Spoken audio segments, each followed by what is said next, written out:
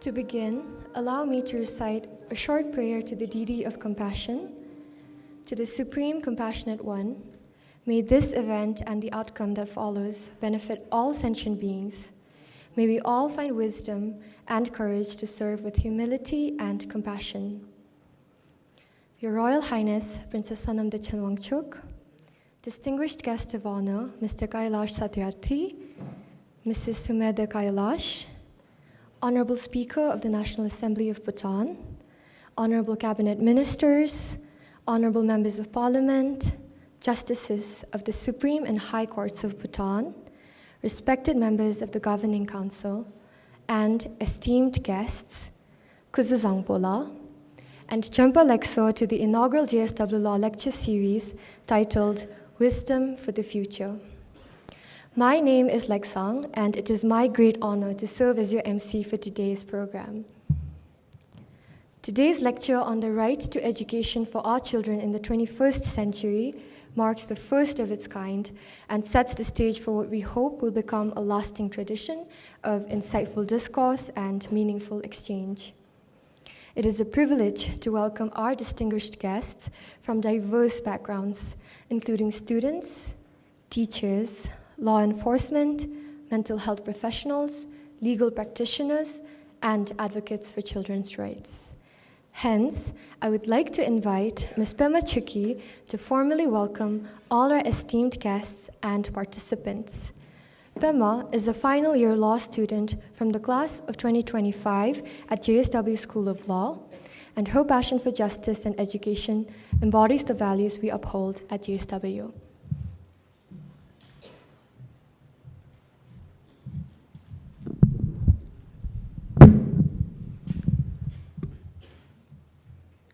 Your Royal Highness, Princess Sonam Dechan Wangchuk, the Honorable President of Bhutan National Legal Institute, Jimmy Singye Wangchuk School of Law, and the Bar Council of Bhutan. Our distinguished guest, Mr. Kailash Satyarthi, Nobel Peace Laureate, Ms. Sumedha Ji, Honorable Cabinet Ministers, Honorable Members of the Parliament, Justices of the Supreme Court and the High Court of Bhutan, distinguished guests, esteemed members of the Governing Council, ladies and gentlemen, Kuzuzangpola. And thank you for being here for this very special occasion. It is my utmost honor to welcome Your Royal Highness Princess Sonam Dechan Wangchuk and our guest of honor, Nobel Peace Laureate, Mr. Kailash Satyarthi, our respected guests and participants to this very important event. We are deeply grateful for your presence. A very warm welcome to the launch of the JSW Talk series, Wisdom for the Future, a humble tribute to His Majesty, the Great Fourth, celebrating his timeless wisdom. As we gather here today, we are reminded of the profound wisdom and selfless service of His Majesty, the Great Fourth Drukgyalpo Jigme Singye Wanchu. His Majesty's reign is a remarkable testament to his deep and unwavering commitment to the people of Bhutan. He dedicated his life to serving our nation, putting the well-being of his people first. His Majesty the King exemplifies the qualities of a visionary and compassionate leader. Assuming the throne at the tender age of 16, His Majesty set on a journey to modernize Bhutan. His Majesty's leadership was marked by resilient strength and wisdom, with profound contributions in education, health, environment, among many others. He championed free education, leading to an exponential increase in our citizens' literacy. He expanded the universal healthcare system in both modern and traditional healthcare.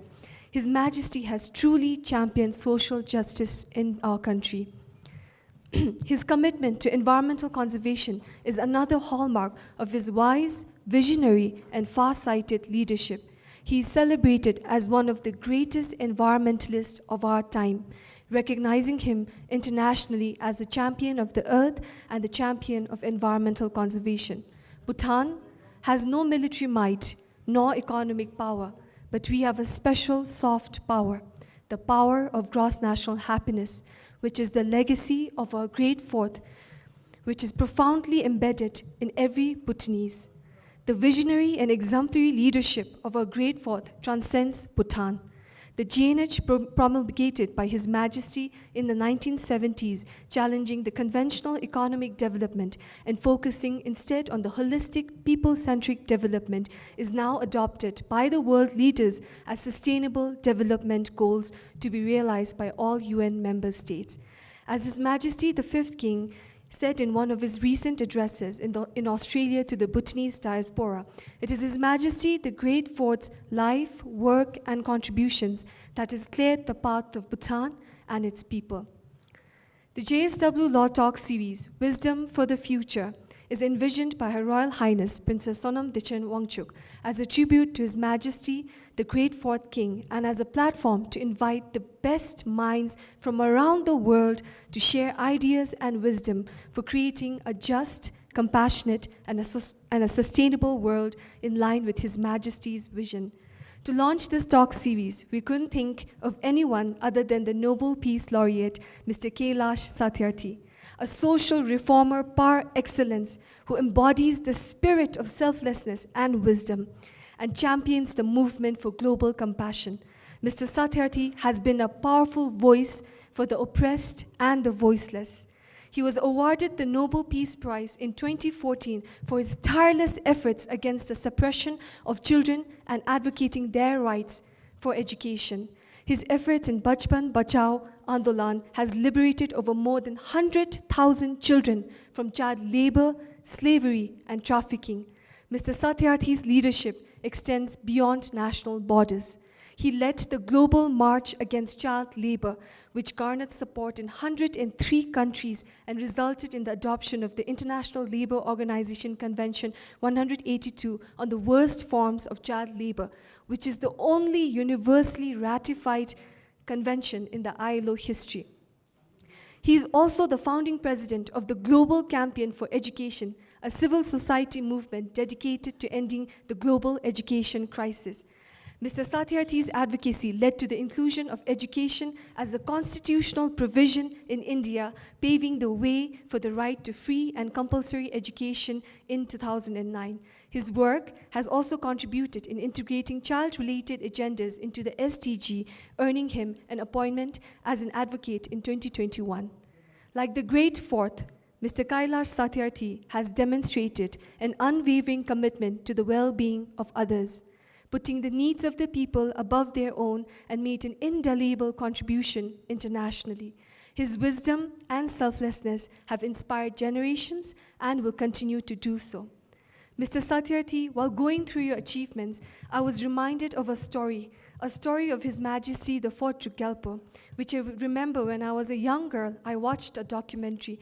In the documentary, one of the former ministers had stated that the people of Bhutan came together and asked the parliament to build a palace for His Majesty the Great Fourth. However, our king denied, stating that the resources were for the people and not for him. This is one of the many stories of His Majesty's selfless wisdom and compassion for His people. This is the same wisdom and compassion you have shown for the world. Kailashji, we are truly inspired by your selfless contribution to bettering this world. We are honored to have you here as our inaugural speaker of the talk series, Wisdom for the Future. Our sincere gratitude for agreeing to be part of this very important journey.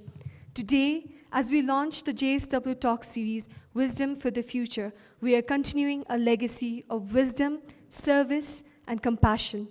The JSW Law School, with its core values of justice, service, and wisdom, is a testament to the vision of His Majesty the Fourth Gyalpo. As we celebrate this launch, let us strive to embody the wisdom and selflessness of His Majesty the Fourth Gyalpo and Mr. Kailash Satyarthi in all that we do.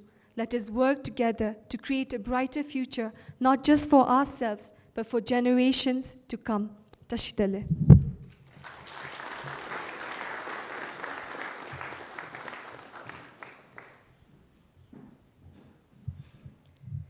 Thank you. Thank you, Pema, for your warm and heartfelt welcome. Your words have beautifully set the tone for today's program, and we are grateful to have you represent the voices of our youth. Moving on to the next event, As a part of today's program, we would like to take the opportunity to launch 2 programs that are closely aligned with the theme of today's lecture and hold great relevance to the topics we will be discussing today. JSW Law, inspired by the life work or the vision of His Majesty the Fourth King, specializes in interdisciplinary programs and research on G&H, sustainability, and law. As part of this initiative, in 2023, we launched the inaugural Paro Forum on Climate Justice for Happiness and the Climate Change and Environmental Law Center. Today, after a little less than 2 years, we are proud to mark another milestone, the launch of the second Paro Forum on Water Management and Climate Change and the LLM MLS program in Climate Change and Environmental Law. The Paro Forum serves as a vital platform for interdisciplinary discourse aiming to address pressing global challenges. Building upon the success of the inaugural Paro Forum in 2023, which focused on climate justice, the upcoming Paro Forum in 2025 will shift its focus to the intertwined issues of water management and climate change. As one of the few carbon-negative countries globally, Bhutan grapples with imminent challenges related to water management, including heightened glacial melt, increased sediment loads, and erratic rainfall patterns. Despite its environmental leadership, Bhutan faces fragmented approaches to water conservation and climate change mitigation, highlighting the urgent need for unified planning and collaboration. Your Royal Highness, may I kindly request you to kindly do the honors of launching the website for the Paro Forum.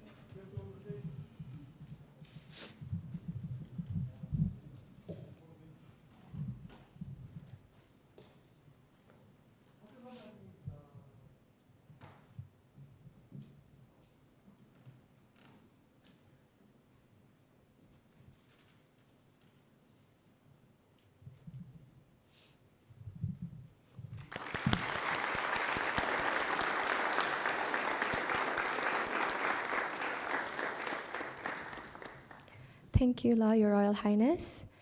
Now, turning to the LLM MLS program, the vision of our LLM MLS program is to create a just, compassionate, and sustainable world, and the mission of this program focuses on promoting education and research that drives meaningful change. The program employs an interdisciplinary approach by integrating legal studies with the social sciences, equipping students to tackle complex environmental challenges with a comprehensive perspective alongside human-centered values. May I request Your Royal Highness and 𝐈𝐍𝐶 to kindly do the honors law.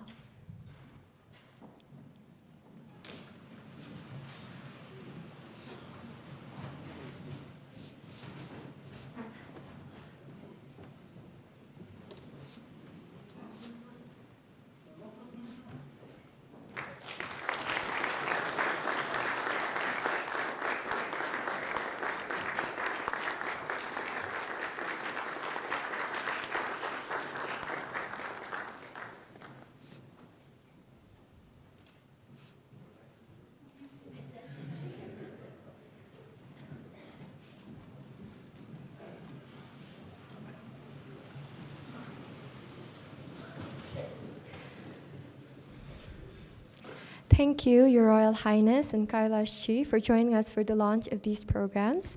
We would now like to play a short promotional video on our LLM MLS program.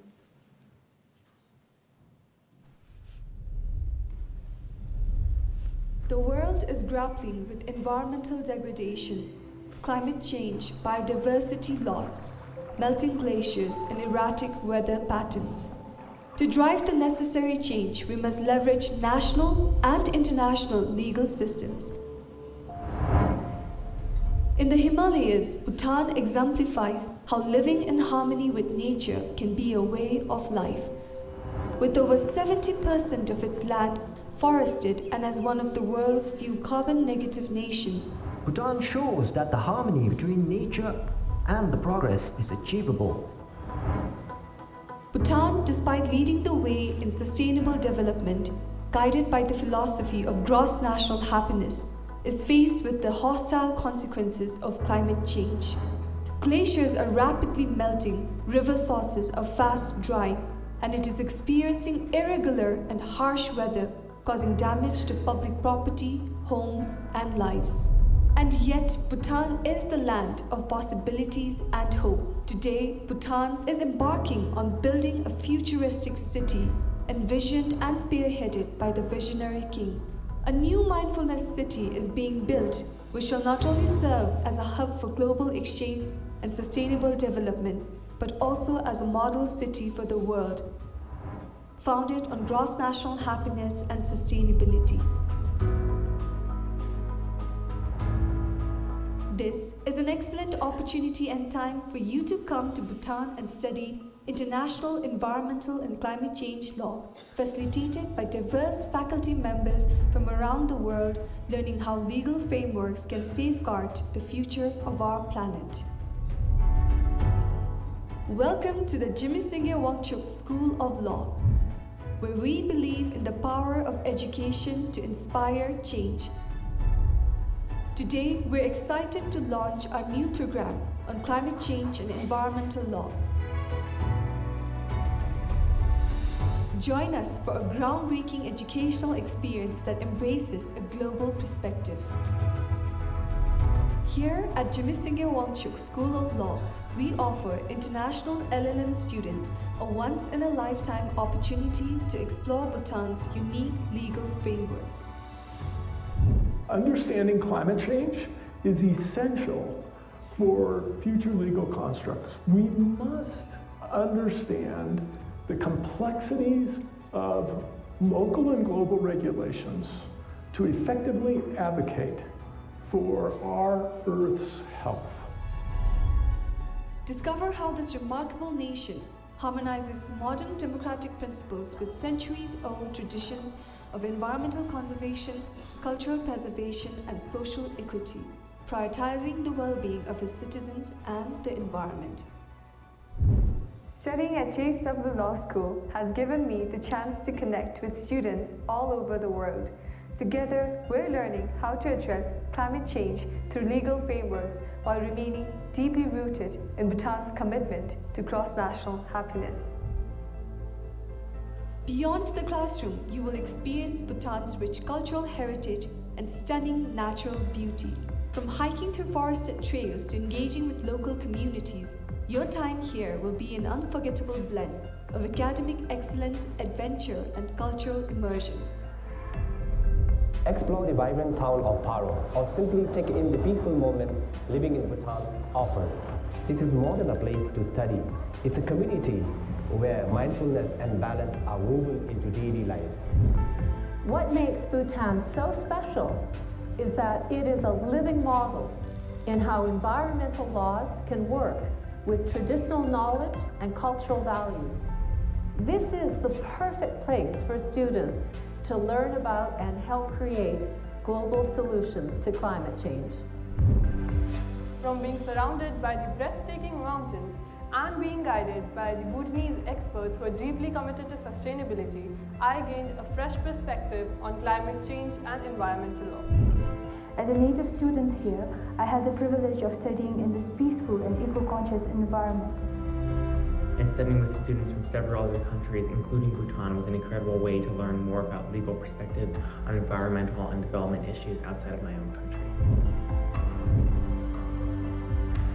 And I personally find these courses to be really dynamic and something that is not taught in the law school, but that helps shape the lawyers that we are becoming in the future. Our program integrates Bhutan's unique environmental policies with an international legal perspective. We provide our students with tools to approach environmental law, not only from a legal standpoint, but through a holistic lens that includes cultural sustainability and social equity.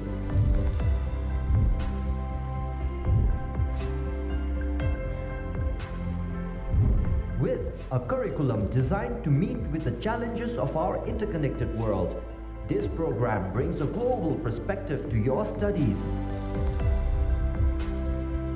Your next adventure and career boost starts here in one of the world's most unspoiled environments.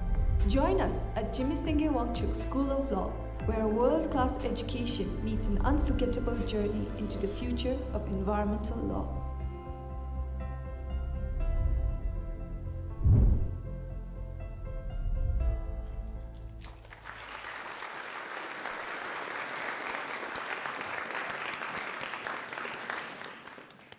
Thank you. I hope all our audience and attendees enjoyed this very beautiful video on our LLM MLS program. Now, we're getting to the heart of the program, and it is my distinct honor to introduce our keynote speaker, 𝐈𝐍𝐀𝐔𝐆𝐔𝐑𝐀𝐋. Nobel Peace Laureate 𝐈𝐍𝐻 Satyarthi, a social reformer par excellence, stands as one of the tallest leaders and the loudest voice for the oppressed and voiceless. Satyarthi ji was awarded the Nobel Peace Prize in 2014 for his struggle against the suppression of children and young people and for the right of all children to education. A global thought leader and the founder of the Satyarthi movement for global compassion, his dedication to social reforms and his dedication to social reforms is unparalleled. His fearless and unrelenting policy advocacy efforts towards the elimination of violence towards all children and the powerless have resulted in groundbreaking legislations globally. Through his organization, Bachpan Bachao Andolan, Mr. Satyarthi has liberated more than 138,000 children from child labor, slavery, trafficking, and other forms of exploitation, and has developed a successful model for their education, rehabilitation, and reintegration into mainstream society. The Global March Against Child Labor, which was led by Satyarthi ji, galvanized the support of 103 countries, resulting in the adoption of the ILO Convention 182 on the worst forms of child labor, which went on to become the only universally ratified convention in the history of the ILO. He is also the founding president of the Global Campaign for Education, an exemplary civil society movement working to end the global education crisis. He successfully spearheaded a countrywide movement to make education a constitutional provision, which subsequently paved the way for the right to free and compulsory education in India in 2009. Mr. Satyarthi is credited for establishing 𝐸𝐿 International, which was previously known as RUGMARK, a first-of-its-kind certification and social labeling mechanism for child labor-free carpets in South Asia. He has worked to advance ethical business practices and to help businesses liberate the supply chains from child labor. He has been at the forefront of driving child-related agendas into the United Nations Sustainable Development Goals, SDGs, which resulted in the UN Secretary General appointing him as an SDG advocate in 2021.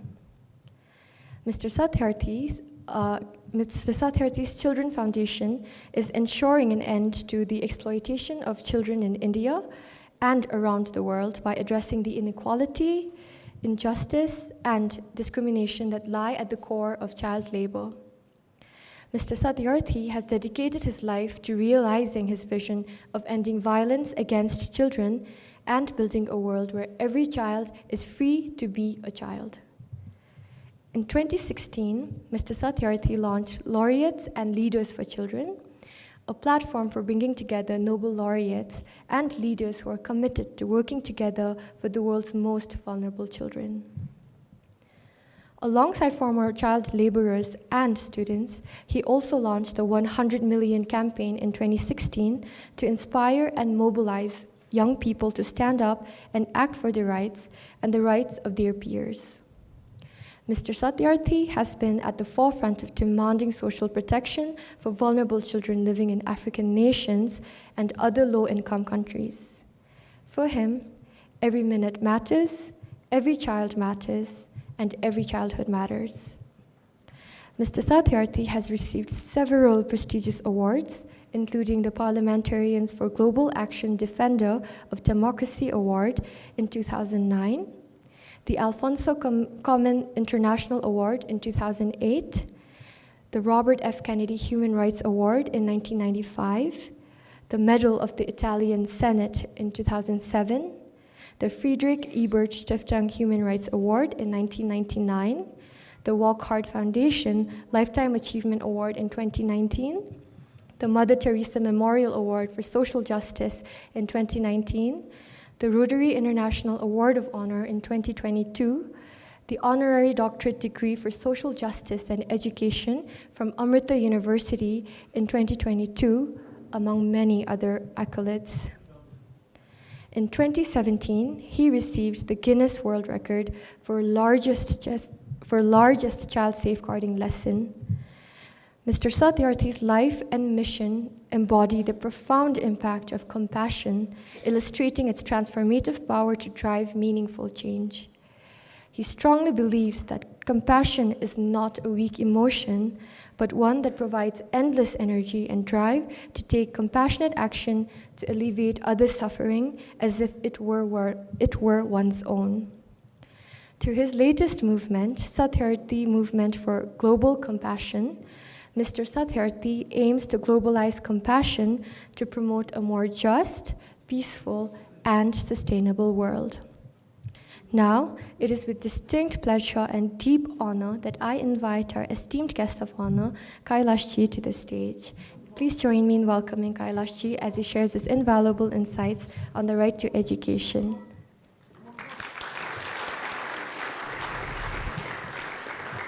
Royal Highness Princess Sonam Dechen Wangchuk, His Excellency Dorji, Speaker of Bhutan, His Excellency 𝐍𝐶𝐶 Thapa, Minister of Education, His Excellency Minister of Culture and Affairs, Members of Parliament, Judges of the Supreme Court, and my dear brother, Dean of the Law School, Sanjay Dorji ji. Most of the Dorji write Torji, but when he was in India, people started calling him Darji. Darji means tailor.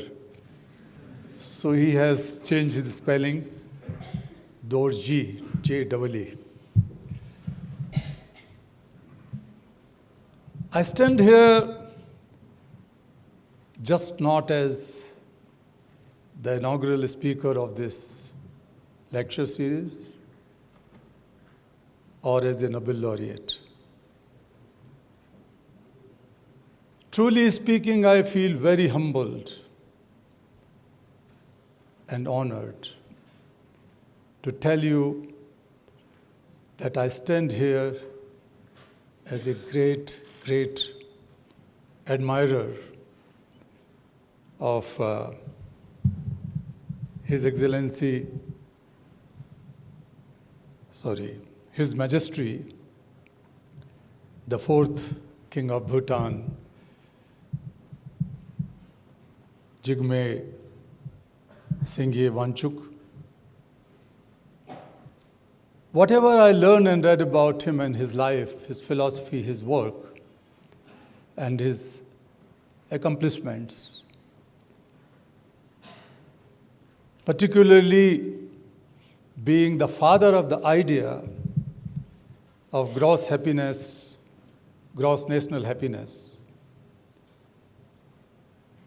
it was amazing that such a great visionary who did not vision but practiced it, he has led by example. When most people, the leaders, development scientists, economic scientists, and social scientists could not think, he was already working on the issues of bringing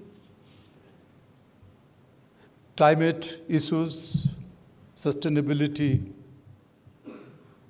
people, governance, culture together.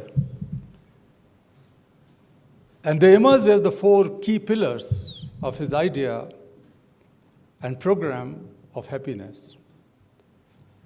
So may I ask you simply, are you happy today?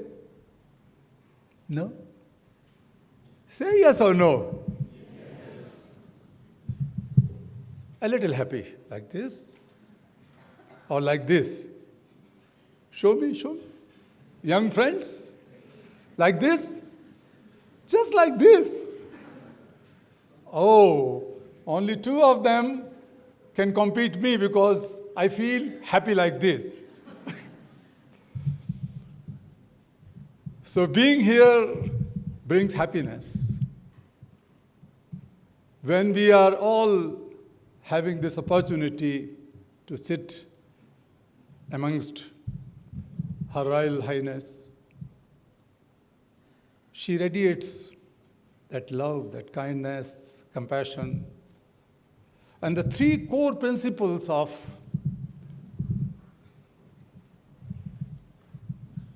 JSW University. It's justice, it's wisdom, and service. You embody it. You walk with that.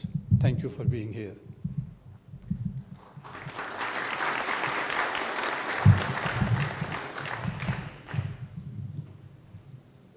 Today, we are talking about education.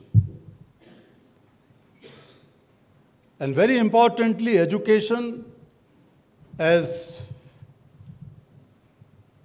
the future for wisdom. We are born with tremendous natural or divine gifts, but also with 2 natural and birthrights. The first birthright is right to life. We are born, so we have that right to live. And then we can evolve it, right to life with dignity, right to life with equity, right to life to live in peace. That is right to life. But the second, equally important right, birthright, is right to learn. Right from the moment we come on this earth, we start learning things. So if there is any obstacle in continuing learning, is against the will of nature. We have to create an environment, a culture, to guarantee this right to learn in the form of right to education. So today when we are talking right to education, we are reiterating the birthright which all of us have.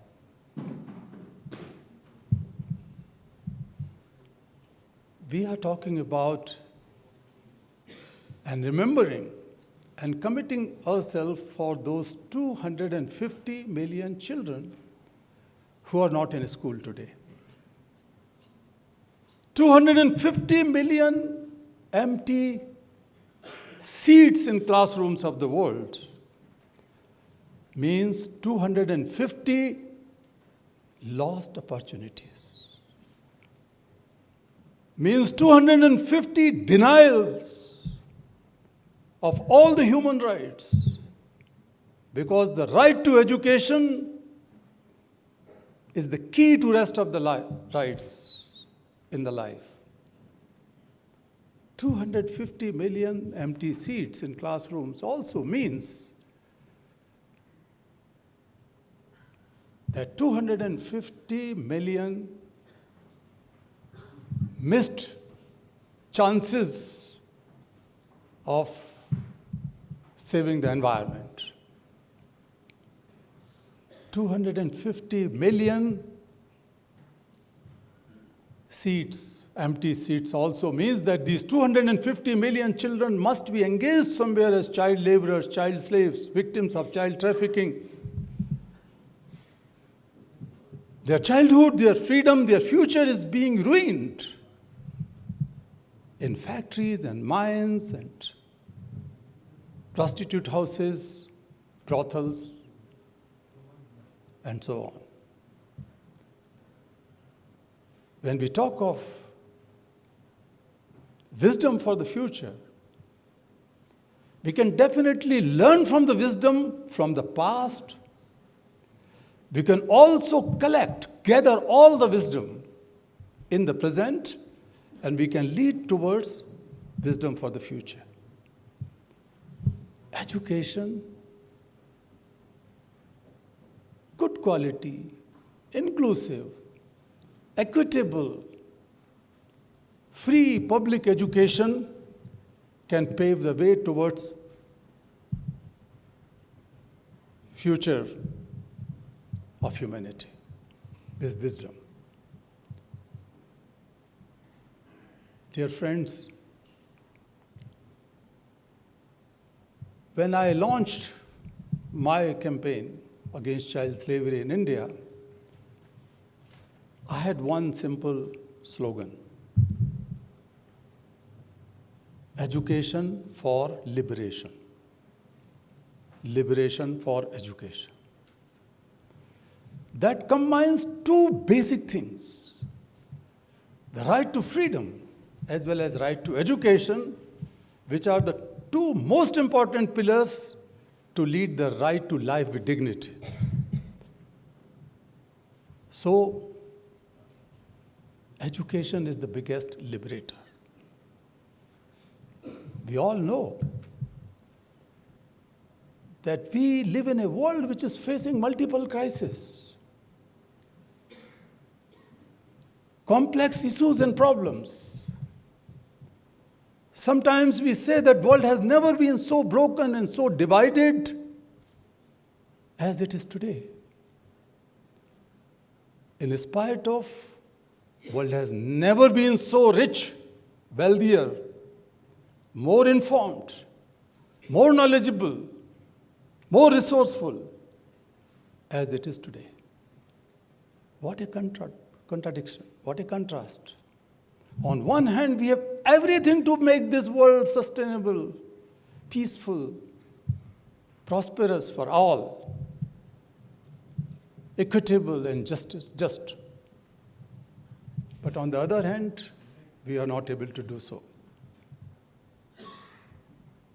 Education is the biggest enabler. Education is the biggest equalizer. Education is the only way to open up the path of opportunities. Education, the knowledge, is the most powerful tool to bring about justice and peace in the society. When I say education is the biggest liberator, I underline here that it liberates from poverty, injustices, inequalities, deprivation, and discrimination. But education also liberates us from inside and from the social evils. We live in a world which is overwhelmed, overflown with the sentiments of divide and hate, polarization, majoritarianism, this phobia and that phobia. How would we cope up with this? How are we going to accept these challenges? We have to think of an education which can liberate us from those evils which are growing inside us and also in our society. These divides and hatred sentiments eventually result in violence, conflicts, and wars.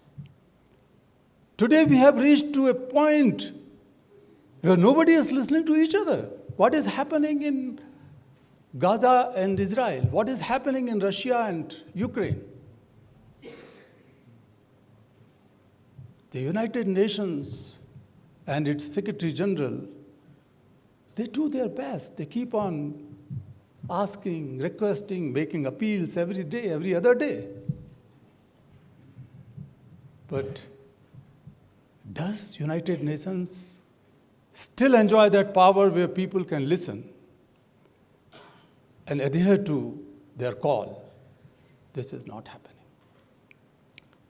So we have to empower the society and build a society based on a new thinking, a more innovative thinking in education. I am thankful, and I have a big place for Bhutan in my heart. Some years ago when I learned that you are among the first countries who have made education free in primary and secondary schools. That is not the case in many countries yet. Richer countries, bigger democracies, they were not able to launch this. They were not able to ensure education, free education, primary as well as in secondary classes, which you did. Congratulations for that. Please pass on my congratulations to everyone who is involved in it, your government, but more importantly, His Majesty, the 5th King of Bhutan. The world can learn a lot from you. When I say I'm not just exaggerating, when I asked how happy you are, you said this. What we need in the world? How we can think that happiness and economic growth, happiness and the most advanced technology, including artificial intelligence, can walk hand in hand. You can show the path. Because if all these, if the technology and economy is governed by happiness, the principles of happiness do not come from the heaven suddenly. You have to build it from the bottom. And that is possible when you ensure that how inclusive, how equitable, and how just and sustainable your society is. And that is something which is happening here. So, Bhutan is a laboratory. It's a laboratory of this new experiment where economy, technology, good governance, sustainability, development, culture, everything can go and walk hand in hand to make this world a better and sustainable place. But unfortunately, globally speaking, when I said 250 million children who have to be in schools and they are not in schools, who are these children? Many of them belong to those countries which are facing serious conflicts and war challenges. 468 million children are forced to live in those areas and countries which are facing wars. 468 million children. We read and we see in the newspapers and television that how the young children were kidnapped along with their mothers or fathers. Innocent children were kidnapped by a terrorist group from Israel last year. But we have also seen and we are witnessing the repercussions where the young children and the children who are not yet born in Gaza, Palestinian children are being assassinated, killed, maimed, and orphaned, and they are not responsible for that. So the wars and insurgencies and conflicts are causing serious threat to education in the world. We cannot ignore it. When we say education for all, the goal of Sustainable Development Goals, Goal 4, which has to be accomplished by 2030, we cannot do it. We still have those socio-cultural impediments. The gender bias and gender discrimination in many parts of the world, which is another big obstacle in attaining education for all and right to education. 155 countries have right to education constitutionally today, and that's a great news. But we cannot achieve it. We don't have that global political will. We don't have that sense of responsibility towards our children, which is needed today to ensure education and freedom for every child. This is not the case. We need, according to the latest estimations from the UNESCO, we need $100 billion additional expenditure annually to accomplish education goal of sustainable development. $100 billion. And how much is that $100 billion? That is less than 2 weeks of global military expenditure. If for 2 weeks the whole world decides that we are not going to fight wars, we are not going to waste our money, our resources in weaponry, just less than 2 weeks, 12 days or so, we can ensure education for every child. We have to raise this voice. As I said before, and I underline here, that you are the laboratory of proof. You are proving that happiness can be possible and it can work hand in hand with other things. I am very, very pleased, my wife and I, to feel the aspirations among young people. Bhutan is very fast growing nation of aspirations.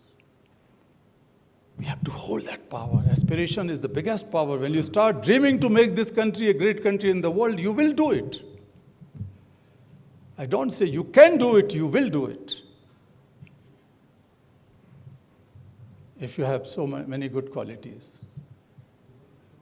What is needed today in the world is to prioritize certain things.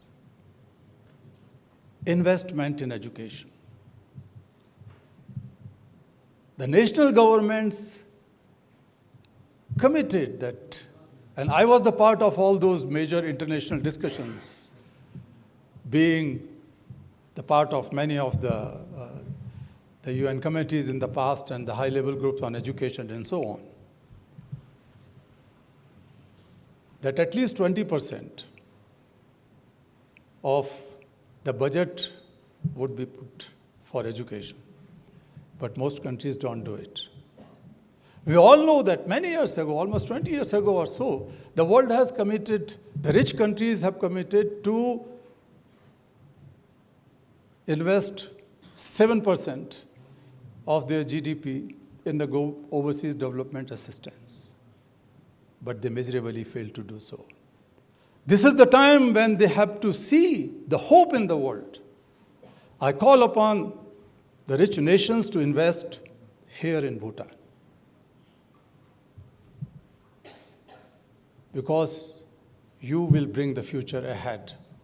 The future that is filled with wisdom and compassion. So I summarize, I would say that this is the best place to evolve the new culture of compassion through education. I'm not saying just practice culture here and there, but evolve the culture, the national culture of compassion. It should not just come from the top down, it should also emerge from bottom up, where you feel for others. When you feel the problems and suffering of others as your own, and take action to resolve it, to alleviate that suffering, you are the compassionate leader. And that leadership comes through your courage, your conviction, your self-worth, but also your commitment for a purpose, for a cause. You can choose a cause, and this is the right time, young friends, that since your kingdom, your governments, elected governments, your leaders sitting here, they have brought this nation up to this level, and they are going to slowly hand it over to you, and you, the young people. This is your responsibility to take it forward. Start a dream. Big dream for Bhutan. And I promise that I will be with you in your dream. Have a dream. Discover your power. Discover the opportunities from outside. And then act now. Do it now. Are you able to do it, young friends, or not? You were a little slow in saying happy. Don't be so shy. You were shy. I said that, are you a great admirer of JSW, His Majesty? Are you? Who is the biggest admirer?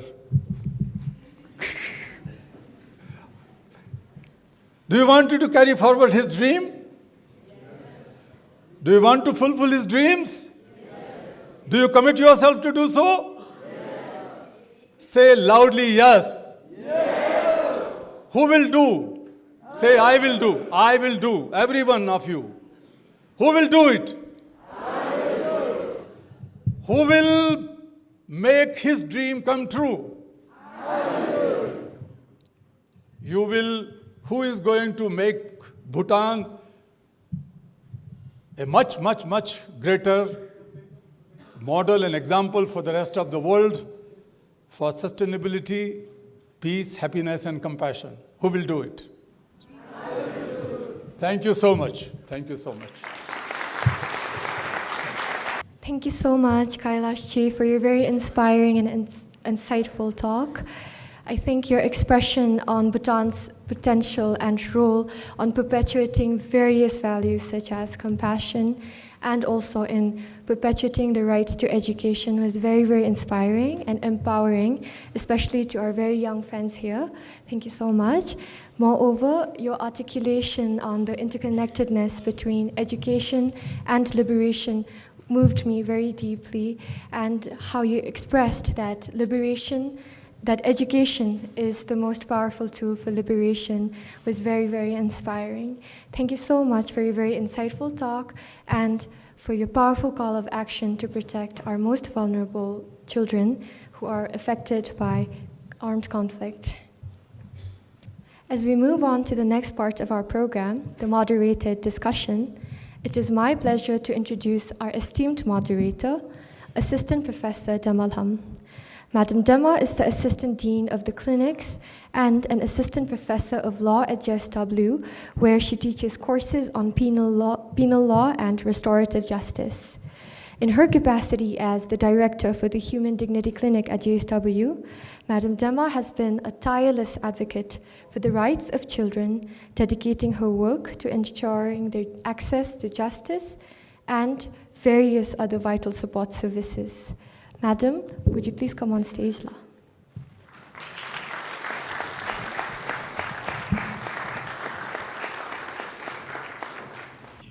Thank you, Leksang. Your Royal Highness, Princess Sonam Dichin Wangchuk, Your Excellencies, distinguished guests, teachers and students from different schools in Thimphu, ladies and gentlemen. Thank you for being here today in today's session on what lies at the heart of a just and equitable future, right to education for our children in the 21st century. In an era defined by digital advancement, social changes, and a shifting global landscape, education, as Mr. Kailash so eloquently stated in his talk earlier, is the most powerful tool in empowering individuals and changing lives. But education, as we all know, is not a privilege for a few, but it is a fundamental right of every child. Yet, as Mr. Kailash already stated in his talk earlier, it's a right that is denied to millions of children around the world. So, and this implication of this denial to many children around the world can ripple beyond the lives of individuals, as we all know, affecting families, communities, and eventually impacting the entire country as a whole. So today, we are privileged to hear from a man himself, Mr. Kailash, who has worked many, many years in advocating and fighting for child's rights around the world. Thank you so much, Mr. Kailash ji, for being with us here today and for sharing your powerful insights on right to education for our children in the 21st century. We must commend you for all the work that you have done, and we thank you for transforming the lives of many children on behalf of the many children whose life you have transformed. Thank you so much. Many of us here in the room today have only heard and read about your achievements. As somebody who studied in India during my 5 years of LLB in Mumbai, I've heard a lot about you. And I became a fan of yours, actually, only after watching the documentary titled The Price of Free. And if anybody here is interested to watch the documentary or is planning to watch, it's on YouTube. It's a must-watch documentary. And just yesterday, Mr. Kailash himself told me that the documentary won many awards in various film festivals. So through that documentary, you can actually know who Mr. Kailash Satyarthi really is and the kind of work he has done in advocating and fighting for children's rights across the world. So thank you so much, Mr. Kailash. I have a number of questions to ask you, and I'm sure the audience here also has a lot to ask. But I would like to begin by asking you to share us about your remarkable journey, Kailash ji. Could you share your story of how you transitioned from becoming an engineer that your parents wanted you to be to becoming a globally recognized advocate? What inspired you and what continues to motivate you on this mission to continue the kind of work you're doing? Thank you. So first of all, I would disagree with you on one thing. You said that you have transformed the life of millions of children in the world. The truth is opposite. They have transformed my life. They have transformed my life. Because I strongly believe that childhood is not an age. Childhood means truth, transparency, simplicity. Childhood also means quest for learning, quest for experimenting, sometimes taking risks. Childhood also means forgiveness. When we fight with each other, or sometimes we disagree, and sometimes we use harsh words, then we always keep somewhere in our mind. close to the heart. But in case of children, when they fight, when they do even physically fight, they forget next day or next to next day or within a week. So I have learned a lot from children. I will share one or two stories of my childhood. I was born in a place in central India, Madhya Pradesh, called Vidisha. Vidisha was an old ancient kingdom and known as the home of Emperor Ashoka's wife. He was married to a lady, princess in Vidisha.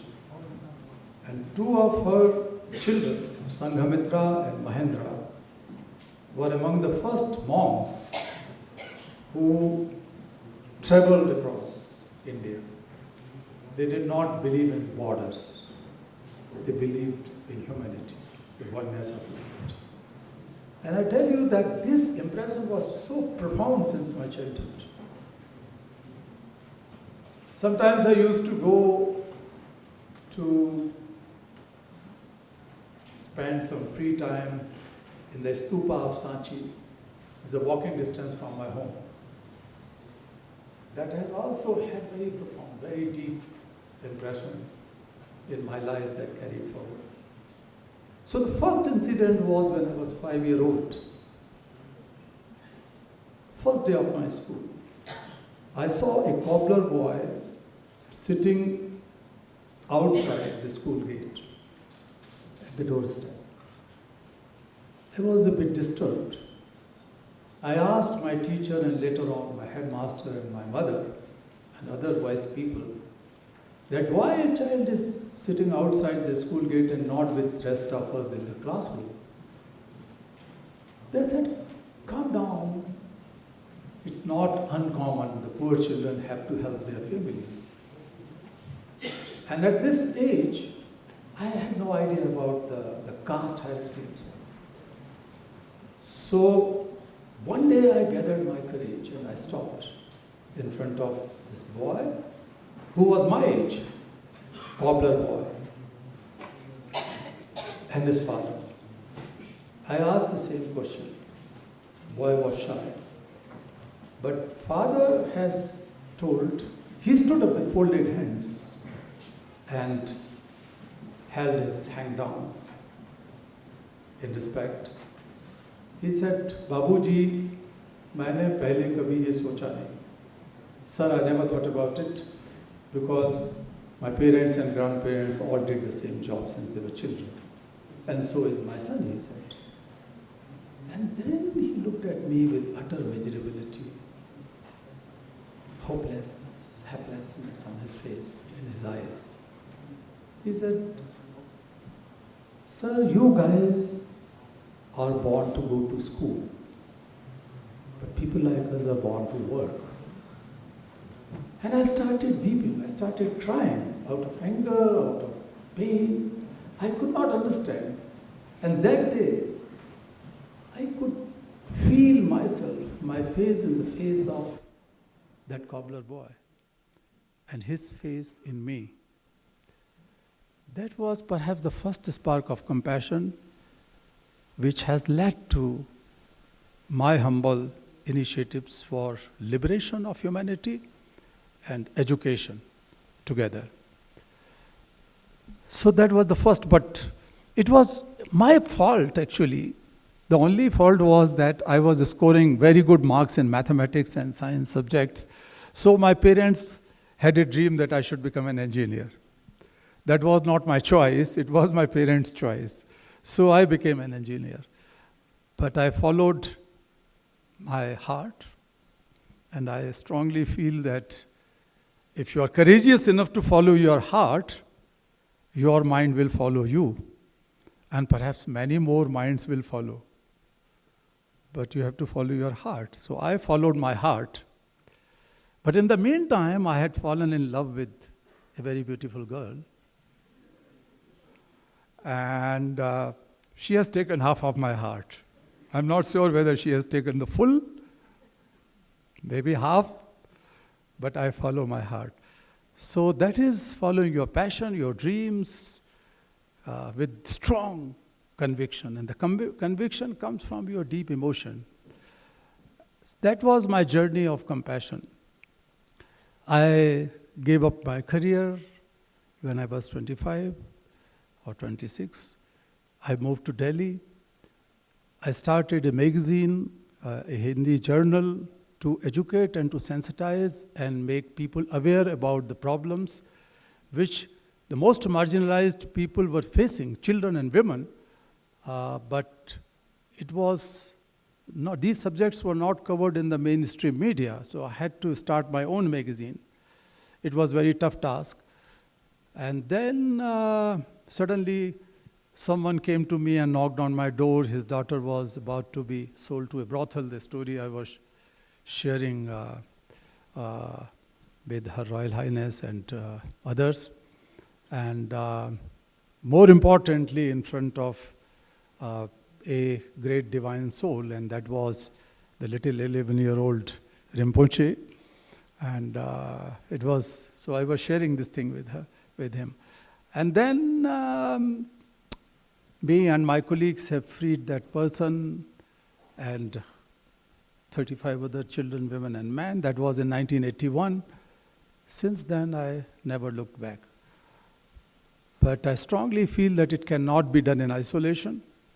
We have to build the collective intelligence, the power of collective intelligence, the power of collective dreams, the power of collective wisdom, the power of collective action, the power of collective mobilization. So as in our scriptures of Vedas, we say, Sangacha Dvam, let us walk together. Let us learn to walk together. So I started walking together and organized largest marches in the history of humankind. This global march against child labor covered 80,000 kilometers distance, which is double than the periphery of the earth, from 3 corners of the world, from Manila, from Sao Paulo, and from Cape.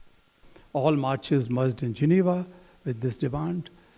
We fought for education rights, we fought for laws and constitutional provisions across the world, and gradually we succeeded in many things.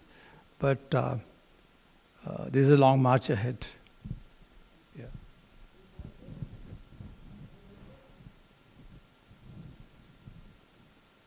Was there a reason for you to choose a name from Satyarthi? Yes. So, in brief, my family was a Brahmin family, the highest caste. And they used to practice untouchability as almost all others did. And somehow, I never liked it. I was watching that some sweepers women used to come and clean our open toilets, and they had to carry the filth on their head. And it was so disgusting to see all these things, but it was not uncommon those days. But these very women were untouchables, and they were not allowed to enter into the temple, they were not allowed to go to any restaurant or tea shop, not in our houses. So my mother and my sister-in-laws, they used to throw rotis, chapatis, the bread and other things in their buckets, because they used to come in the evenings, and when they would come in the evening to collect some money or some food or something, then people used to throw from the distance so that even the shadow of those untouchable women or men is not touched by anyone. So I felt it very bad. That was the situation. Now situation is, I won't say completely changed, but drastically changed in a positive manner. Education was the key in changing that, transforming the society. So I thought that I should organize a feast to celebrate Mahatma Gandhi's birth centenary, because everybody, all leaders were talking against untouchability and this discrimination. So I was very impressed. So when we organized the feast, which was cooked by untouchable women, and the leaders were invited to eat, we invited the leaders. They agreed, but none of the leader of my town turned up until the late evening. And when I started eating that food, along with 4 of my other friends, I cried again out of anger. And I love to be angry. But I strongly believe in the power of anger that should not be wasted in violence, revenge, hatred, fight, conflict, inside and outside, anywhere.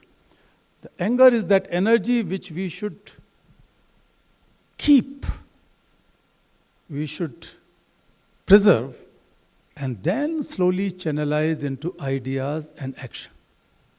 The ideas for equity and justice, and action for justice. So, against this social discrimination and all kind of injustices which are going on, if we are not angry, not in negative sense, but in positive sense, that anger can lead to solutions of those problems. So I started eating. I ate. When I came back home, the priest people, the high caste people from my family and my friends' family, they were gathered at my home, and they were all threatening my parents and family to outcast, because they were blaming that their son has made such a big sin. So when I reached home, almost in the middle of the night, I saw this drama going on, this theater, and that made me more angry. I said that, what nonsense. We go to open toilet and we go to latrines, and these women and men clean up our latrines. So who is dirty? They are cleaners and we are creating dirt. So they are sweeping the roads and we are making them dirty. So who is clean? So these people became very angry, and finally they said that this boy has to be taken to river Ganges for holy dip.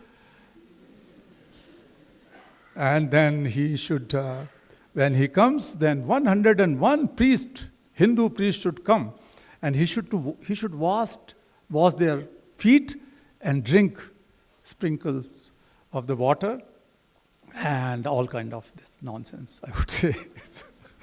So I said, no, I will not do it. So then everybody said that, okay, so the family is not responsible, this boy is the sinner, and this boy should be outcasted.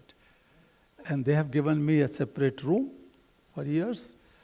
My mother and my sister-in-laws, they were very, very sad, actually. I was the youngest in the family, so I used to eat with my mother inside the kitchen, and that is gone. So they had to offer me food from the distance and would push in my room, and I was eating. My drinking pots, my drinking water was separated and so on.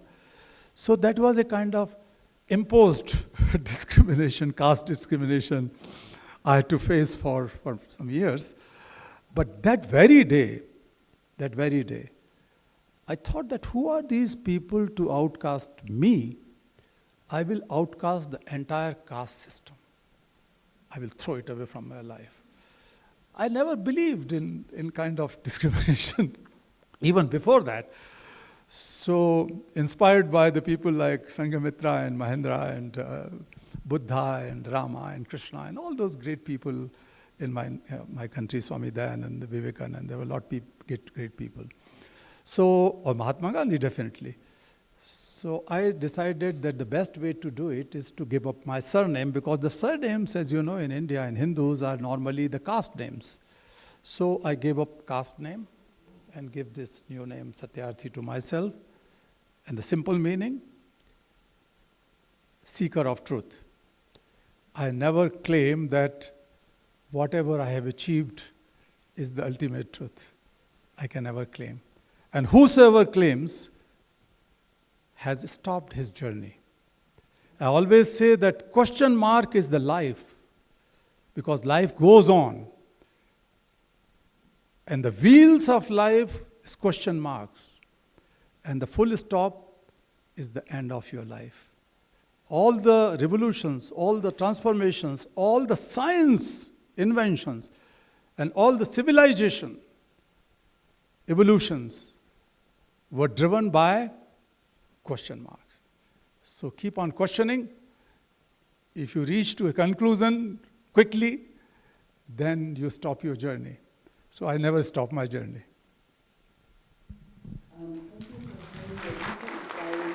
Mr. Kailash, from going against your parents to follow your dreams, to giving up your name, and also quitting your job at an early age. But we're so glad and happy to see you with the women who you gave your heart to alongside on this journey. But on a serious note, Kailash, it's incredible how you've truly turned a personal calling into a global movement for children's rights. And your story, in a way, shows how following one's passion is important, and no matter how radical the change can seem at times. So thank you for that. And my second question, Kailash, is... No, my second question. We are yet to go there to my third and my fourth question. But my second question, Kailash, is in the 21st century, how do we define education and right to education? So as I said, that right to education has been incorporated in the constitutions of 155 countries so far. It will go on definitely, but all important countries did so. There are challenges in this century. One challenge as well as the opportunity, because most of the challenges have the opportunities. They bring opportunities with them. So artificial intelligence is one challenge, and that is also an opportunity in this century, in the coming, say, 10, 15 years. The challenges through artificial intelligence or other advanced technologies in education system is the divide and inequality. So this is a serious challenge that in the past decades we were calling it the digital divide. It continues. If you take the case of sub-Saharan African countries, many of them have never seen or touched the computers. And in most villages in Francophone Africa, they don't have Wi-Fi network. Even the electricity is not there, so they cannot even charge their mobile phones if they have mobile phones, but the signals are not there. So digital divide. And that is creating more and more, I would say, inequality. So that is a challenge. Another challenge is that if this artificial intelligence and the technology, the modern technological advancement, is not somehow checked or regulated through the human component.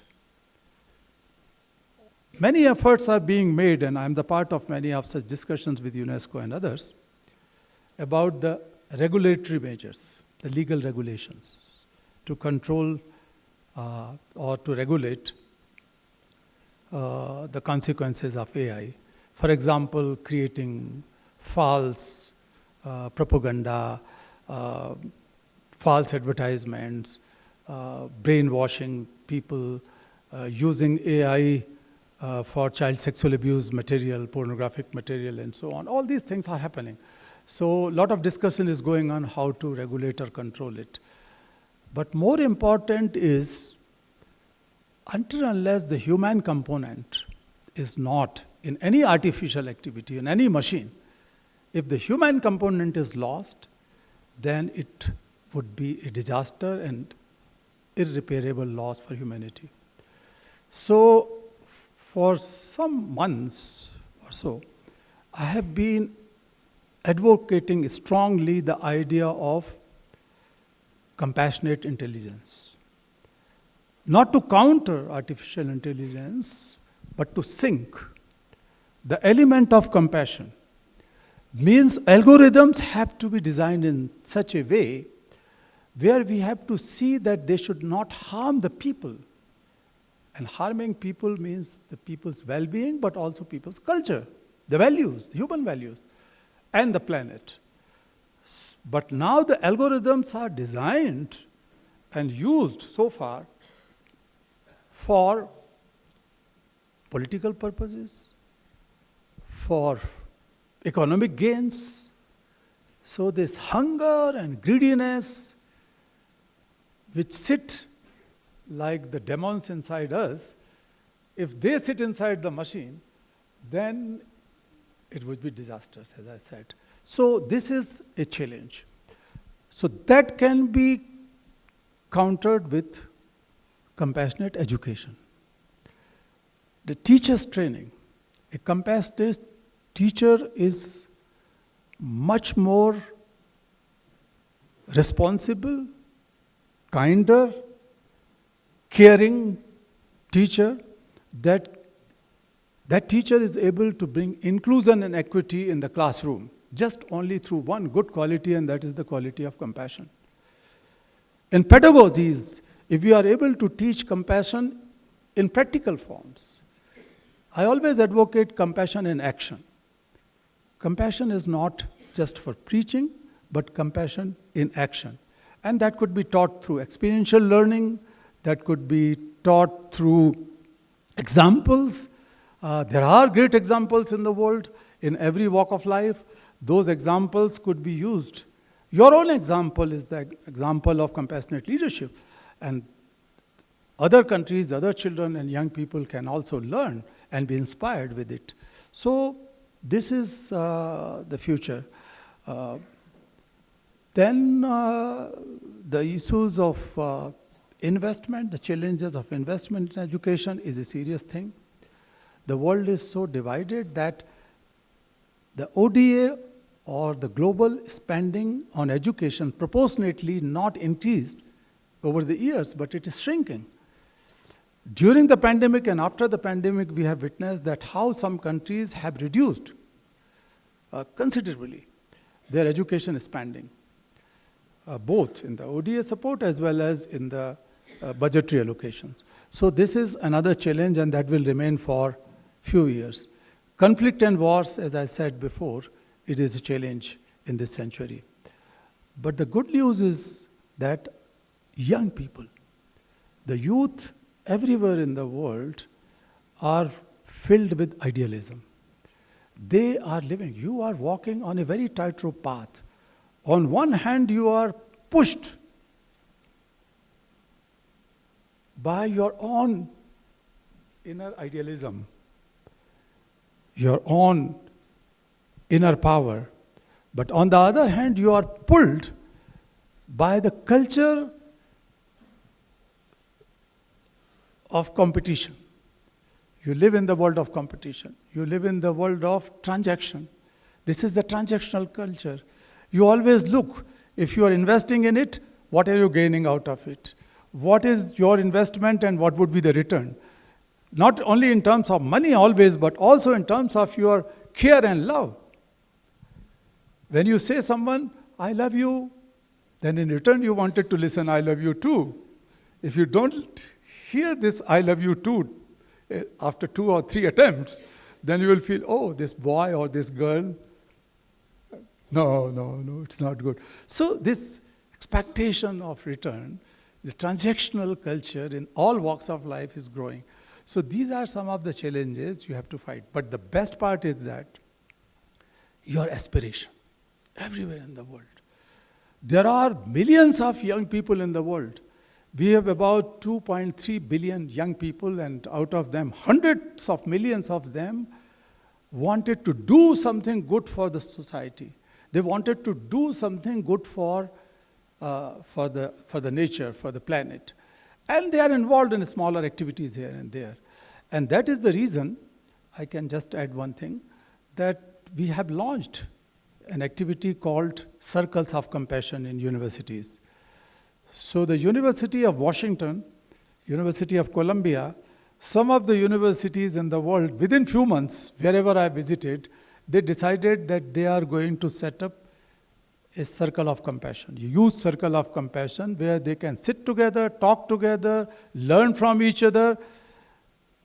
I tell you, dear friends, young friends especially, that the dialogue, debate, this space is shrinking in the global geopolitics. The dialogue is shrinking. Space for it is shrinking. So in a small circle, you can build it from the bottom.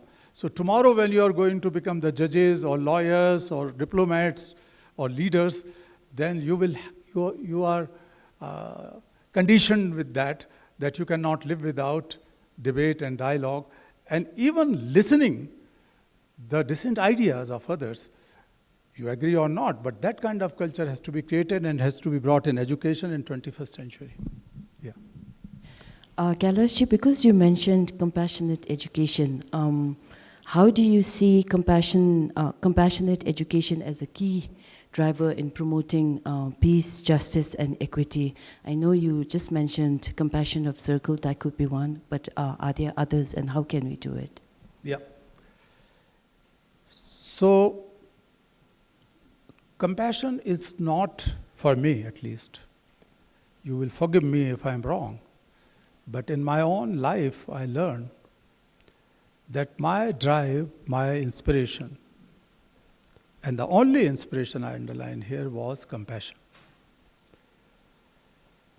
But then I articulated it, that what were those characteristics in my idea of compassion.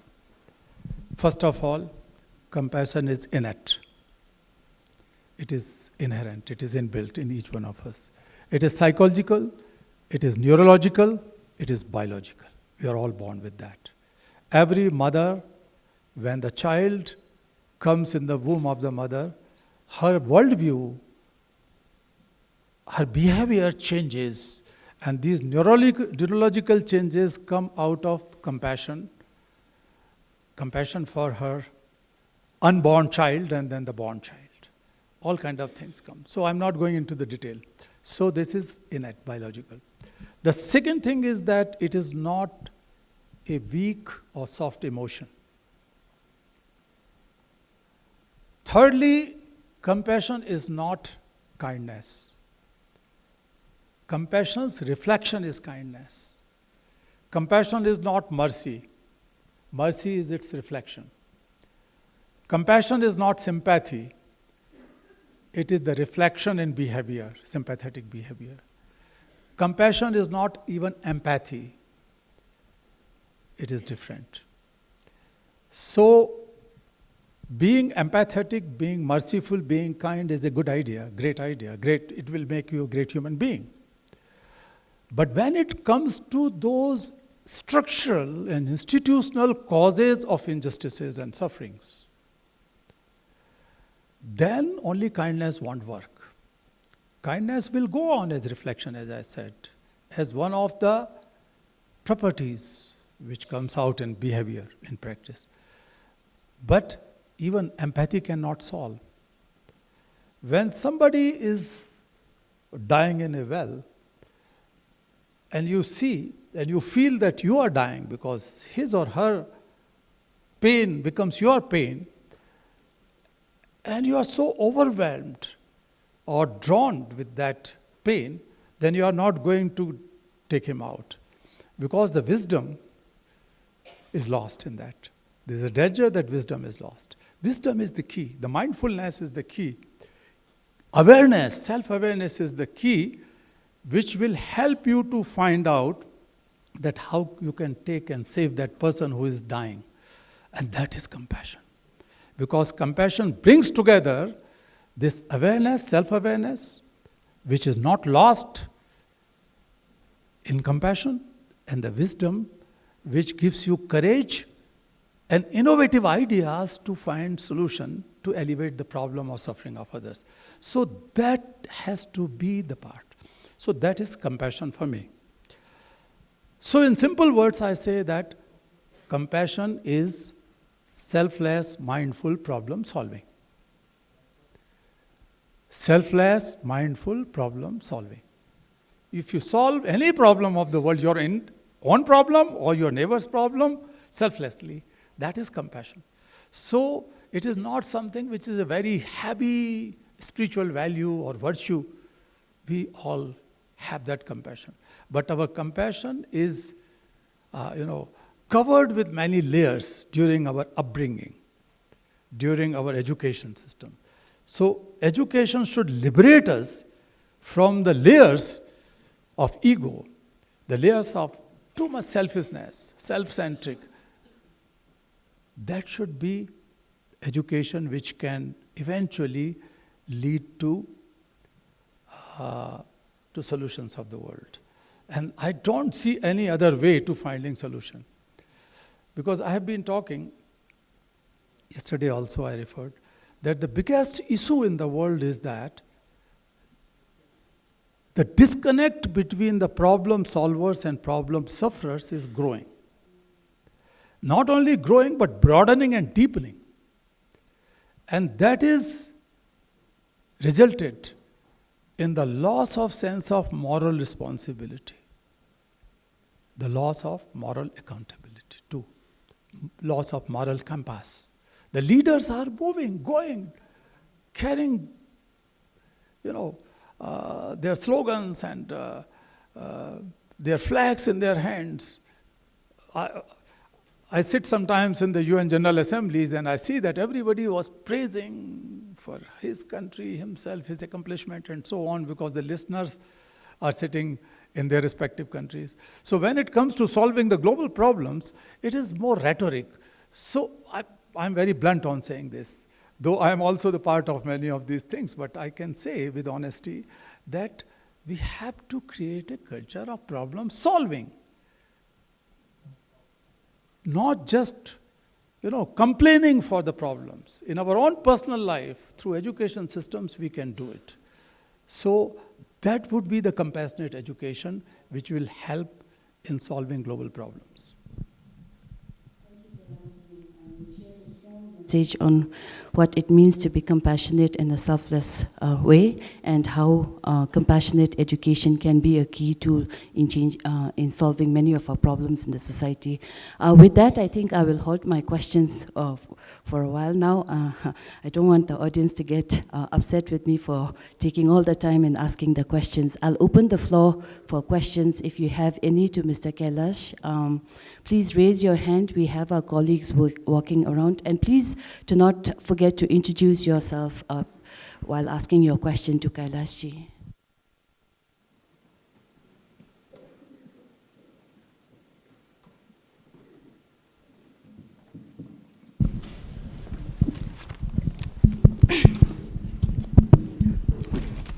Kuzuzangpola, Your Royal Highness Princess Sonam Dechen Wangchuk, esteemed guest Mr. Kailash Satyarthi, Excellencies and guests.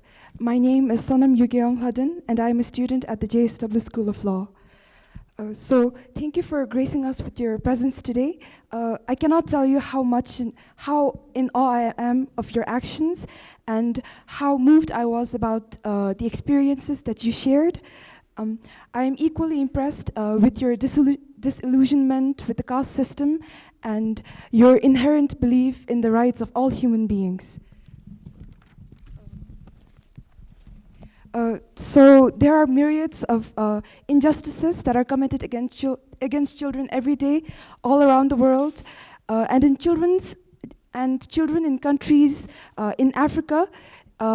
Children as young as 5 work with dangerous weapons in dangerous conditions in order to harvest cocoa, in order to work for the chocolate industry. And children in the Congo, they mine cobalt in very dangerous conditions, in very atrocious conditions, which leads to either death or injury. So And these are often the result of the greed of big corporations and the legacy of colonization. So I wanted to ask, in your experiences from the past, how do you hold those responsible, accountable for their actions, and what do we do as people to help? And again, in your journey, what have you found more important in bringing change? Is it the advocacy and awareness that you are able to bring to a society, or through change in legislature? Thank you. Thank you. The biggest responsibility lies with those who consider children as young adults for exploitation or abuse. Also, the state, which is responsible to ensure welfare of people, children especially, and other marginalized sections, and holding the responsibility to ensure the enforcement of laws, constitutional provisions, and so on. So they are mainly responsible in a larger term. But I would say that we are interconnected and interdependent world. No problem in the world could be or should be seen in isolation, because no problem in the world can be solved in isolation in this interconnected world. Unfortunately, we are not learning. We say it as a slogan that we are interconnected, we are interdependent, but in our personal life, we really feel interconnected where we can share our joy and our sorrow. Frankly, do we have those shoulders where you can put your head and cry freely? Do you have that courage? We don't have in most cases. So we are somehow psychologically, mentally, emotionally less connected than we were there before. And that goes globally. So diplomacy and dialogue, as I said, are shrinking. And therefore,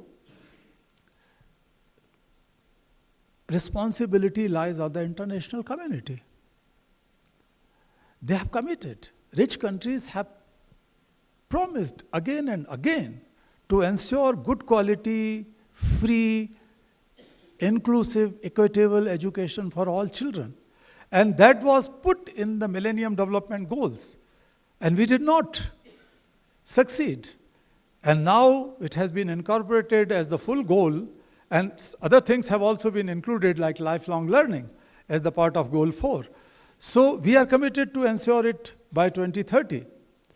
We have almost failed another goal, 8.7, which ensures eradication of all forms of child labor, slavery, and trafficking, and forced labor by 2025. So humbly I can say that partly people give more credit to me, that me and my colleagues have pushed this demand that until and unless we ensure the freedom of hundreds of millions of children, we cannot guarantee education for all. We cannot ensure justice for all. We cannot ensure employment for half of the people, which was committed in Millennium Development Goals. That was not the case. So we failed our children miserably in MDGs. Now we are about to fail our children in SDGs. It is collective responsibility of everyone. And if we fail our children, we fail our future. And exactly this is happening.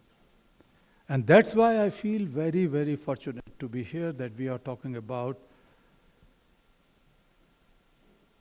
the future for wisdom. And that wisdom have to emerge, collective responsibility. His Holiness Dalai Lama says that we have to universalized responsibility. And this is exactly, in other words, I am trying that let us globalize compassion. We have globalized markets and economies. We have globalized data, information, technology, supply, consumerism, production, everything. And we have seen how people and planet are getting destroyed. This is a vicious circle. Our lifestyle fuels all these problems, and the problems which we see as solutions, like this growing consumerism in the world. We are so fascinated with these new fashions that we forget that on one hand we are carrying our purse to get the most modern cosmetics or most modern attire. On the other hand, we are carrying a flag. We have to protect climate. This is climate crisis, this is climate injustice. I think we have to get rid of this hypocrisy. And that's why I have big faith in you, my dear young friends in Bhutan.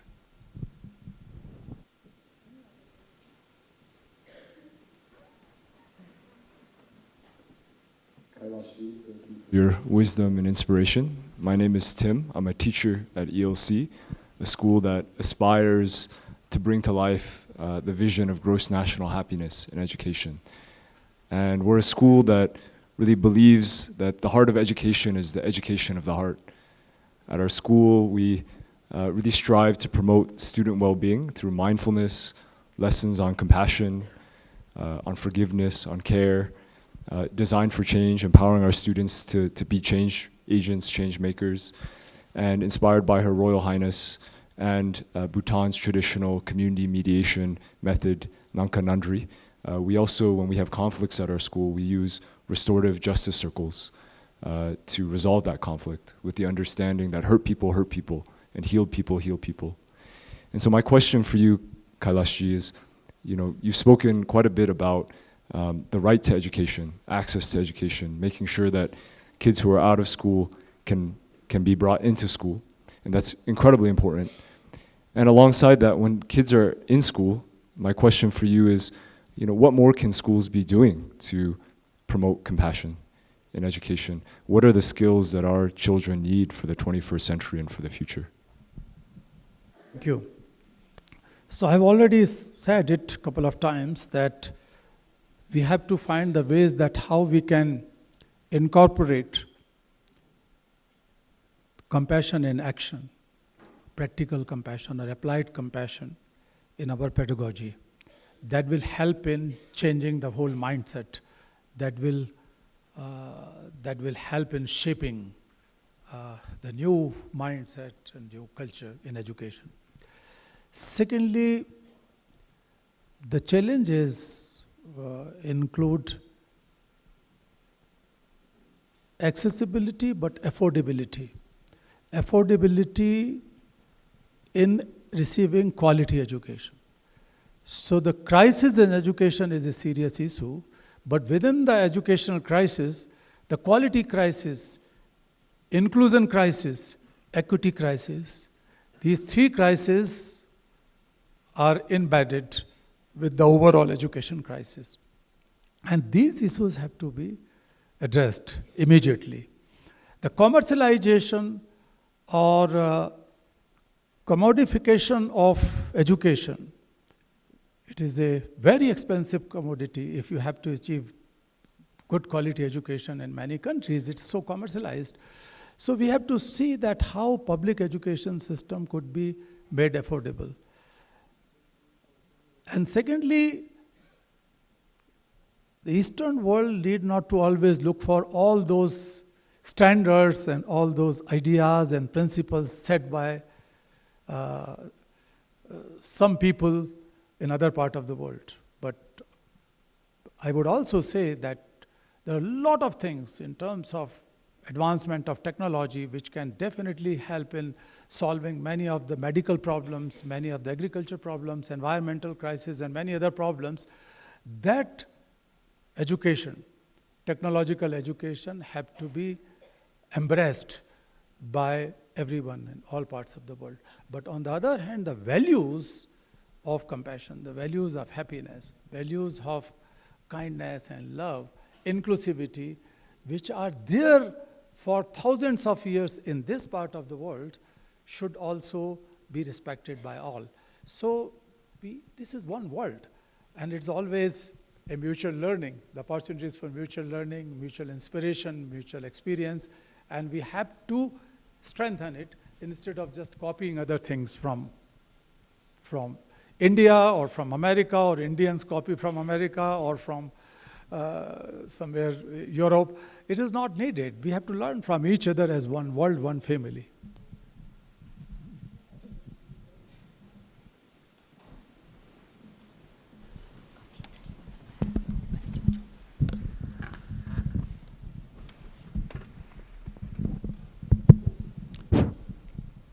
Thank you.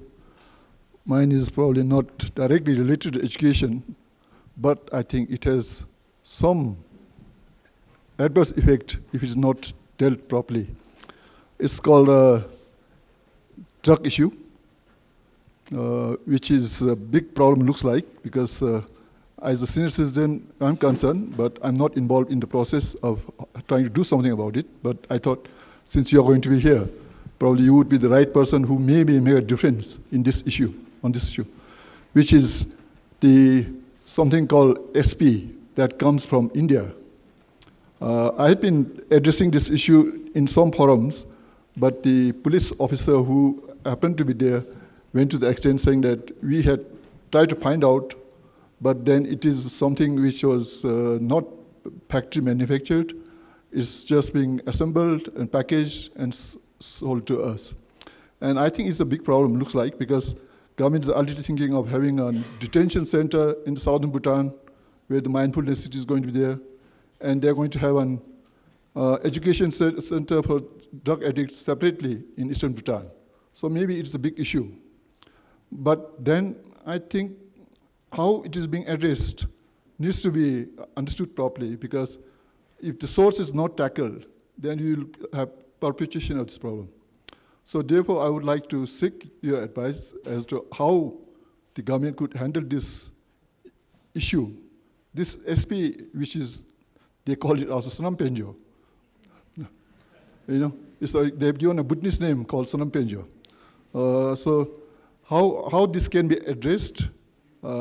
Simply putting this paper, police detention, and putting this SP pictures on the table, it exhibits, it's unsolved. And newspaper transmitting this information does not even address this. It only sort of educates people in knowing what this is about, and then inquisitiveness. And I thought you, as a very eminent person, globally known, would be able to advise us, and also would be able to do something about the source in India as to how this can be minimized, if not totally stopped, such drugs. And recently in the news, we see even other drugs are being, volumes being smuggled in India. So that gives more concern, because Bhutan does quite a lot of things for right to education, but it probably in the process get undermined, because a lot of young people are getting locked up, which should not be so.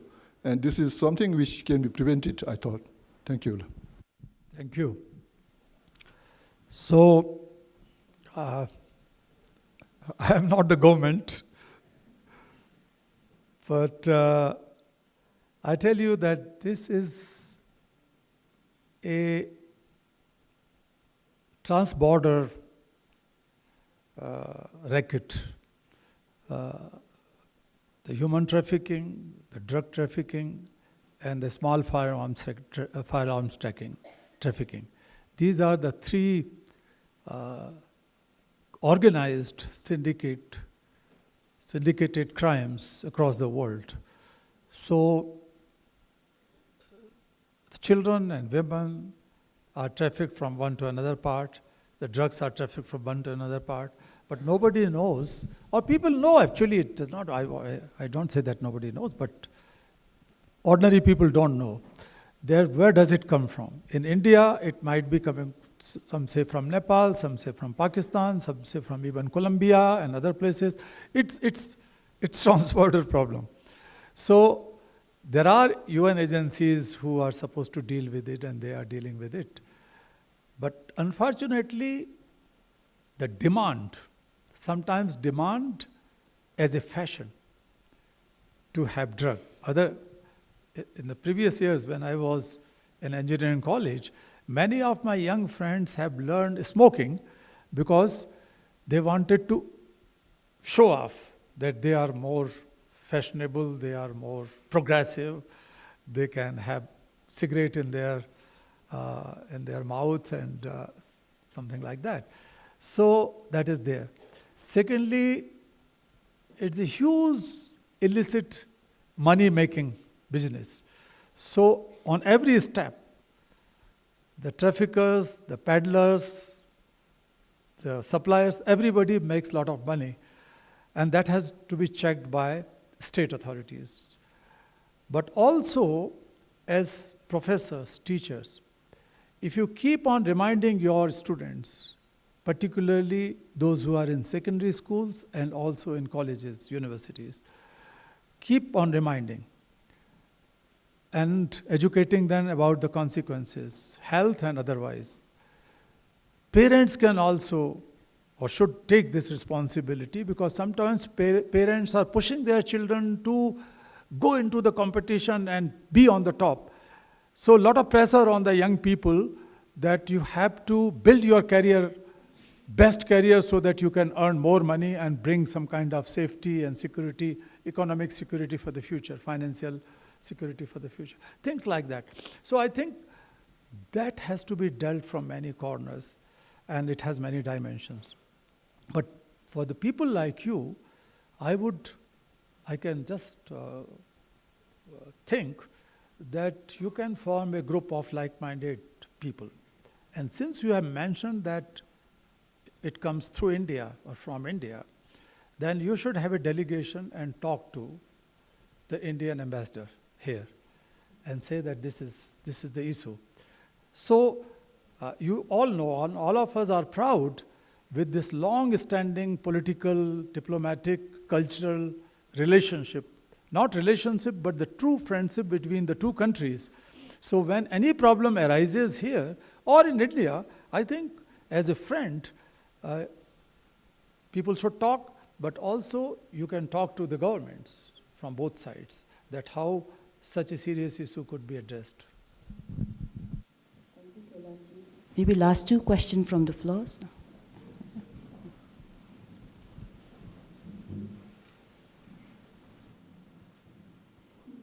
It is an honor to meet you. My name is Jimmy Sonam Hamo, and I am a law student, deeply inspired by your work. Your relentless fight against child labor and exploitation and your dedication to the rights of the most vulnerable children around the world have been very transformative. As someone pursuing a career in law, I aspire to contribute to the cause of justice, much like you. Thank you for your timeless efforts and immense courage. Now, hearing your stories, before you fight for others and become their friend, their hope, you must find yourself a friend, which I believe that a friend is none other than yourself. So what kind of a friend did you look for in yourself while embarking on the journey that you chose? Thank you. If I understood correctly, what kind of friend I look for? Come here, come here. Come here fast. And I have to go down a little bit to make you my friend.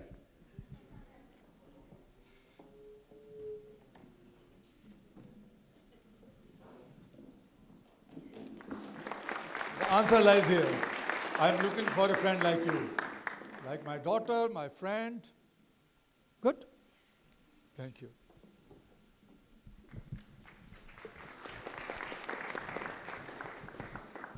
So for friendship, one important thing is that you have to move forward, and I have to move forward towards you. If you wanted to be the friend of someone who is sitting on the top, on higher heights, then if he or she really wanted to make you friend, has to step down, and you have to step up a little bit. Respect and trust are the key in making friends, and we need true friendship in the world.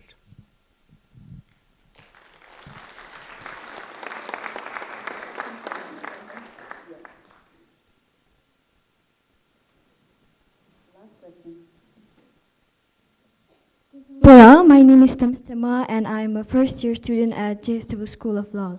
Firstly, I would like to thank Mr. Satyarthi for being a beacon of hope and also for making me once again believe in the belief that we all have dormant ability in ourselves to pioneer our own life. And what you have stated has made me very happy and very courageous in myself again, to believe in myself. You stated that if you're courageous enough to follow your heart, your mind will follow. And that has really motivated me. And in many countries, children may have access to school, but the quality of education becomes poor due to their irresponsible attitude, and the incentive to take it for granted and become negligent is very high because they have the right to education. So I would like to ask, how do we ensure that education is not just about attendance, but also about the learning outcome, and how can we be motivated to do so? Thank you. Thank you. So, education is not information. Education is learning. Sometimes learning by doing, sometimes learning by giving, sometimes learning by having conversation, talking, learning by reading. So many ways to learn. Education could be gained through many ways. But the most important thing is that this learning, not just collection of data and information in your mind, you have to translate into action. So education has a great characteristic that it enlightens our inner self. And it enlightens the outer world, the external world. So the internal enlightenment should come through education, and external enlightenment should also come through education. So when I just mentioned briefly about formation of compassion circles in some universities, the idea was exactly the same, that sit with your friends, and if you are not still having friends, I have a friend, at least one. So I will request her to be friend with her also. What's your name? Your name was? Jimsung. Jimmy Sonam. Oh, so you have stolen the name from her? From her Royal Majesty, her Royal Highness. And your name is? Tamsi. So, Sonam, can you accept Tamsi as your friend on my behalf? Yeah. So once you become friends, then you can enlarge the circle of your friendship, and then try to feel others. That is the exact way to get education, as well as to utilize your education for the betterment of humanity. To begin with your small group in your classroom, and your college, your university, your nation, and your world. Feel responsible for others and make some difference. See that eventually your education must bring about some difference in the life of someone in a positive manner, or in the life of the world in a larger manner. This is one of the parameters of education, success of your education. And this is the way, finally I would say, if you allow in a minute, that we have to build we have to try to build the compassionate leadership. Compassionate leadership among youth, among teaching community. A few of them could set examples. They are already compassionate, but perhaps nobody has said that you are a compassionate teacher and you should champion this cause. But some of them, one of them can emerge as the leader or champion and multiply it. Compassionate leadership in politics. Some of the parliament members are sitting here. You may have compassion inside, but how collectively you reflect that compassion in your politics. The compassionate politics means rise above the differences.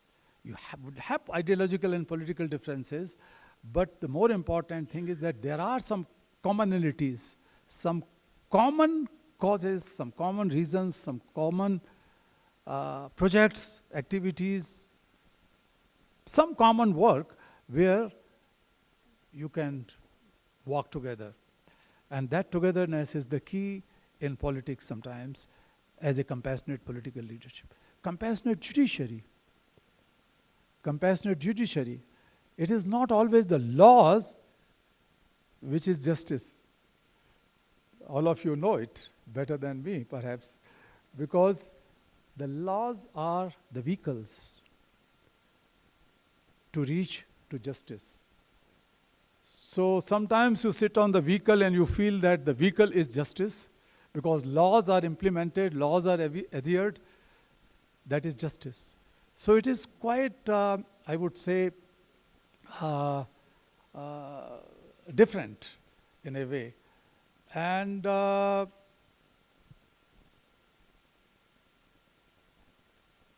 we have to see that the principle of justice comes from different jurisprudences. And all the jurisprudences in the world were born out of righteousness, where somebody has felt that everybody should get his or her due. So the fairness, the equity, and dignity of human being were the core principles.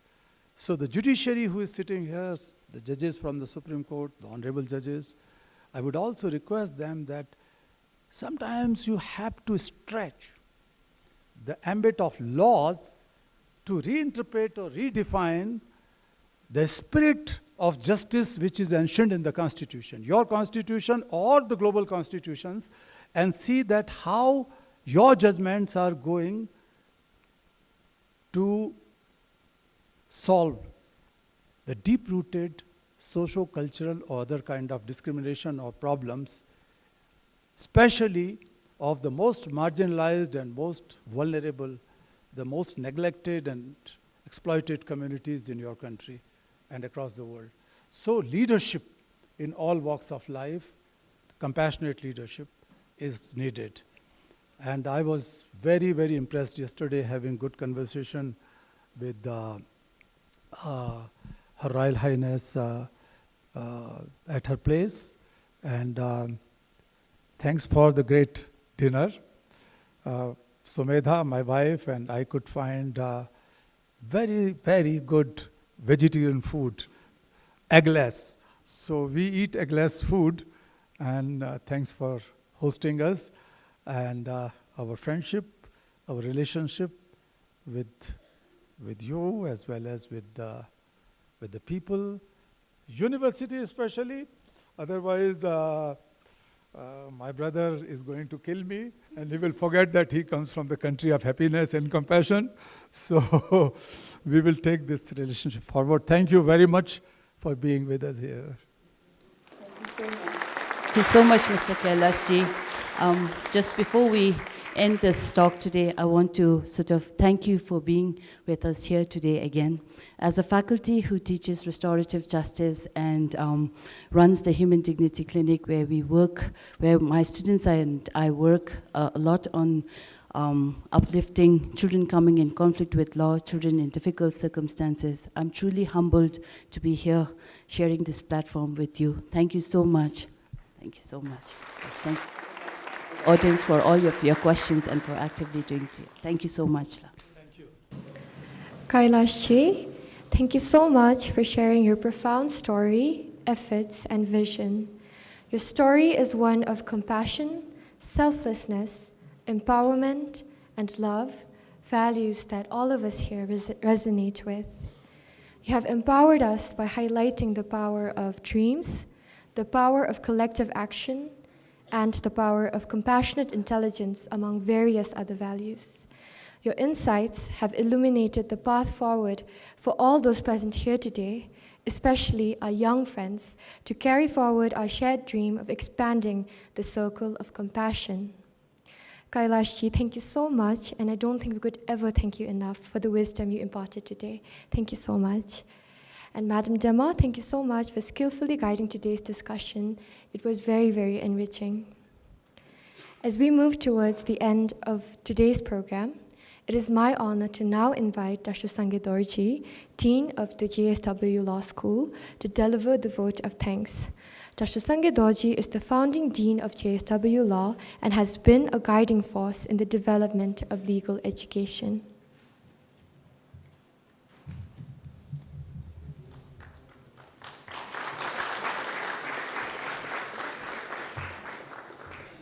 I feel most blessed and honored to represent the hosts and especially JSW Law in expressing and conveying our heartfelt gratitude to numerous individuals whose invaluable contributions and support helped make this session happen, make a reality, and make it a successful one at that.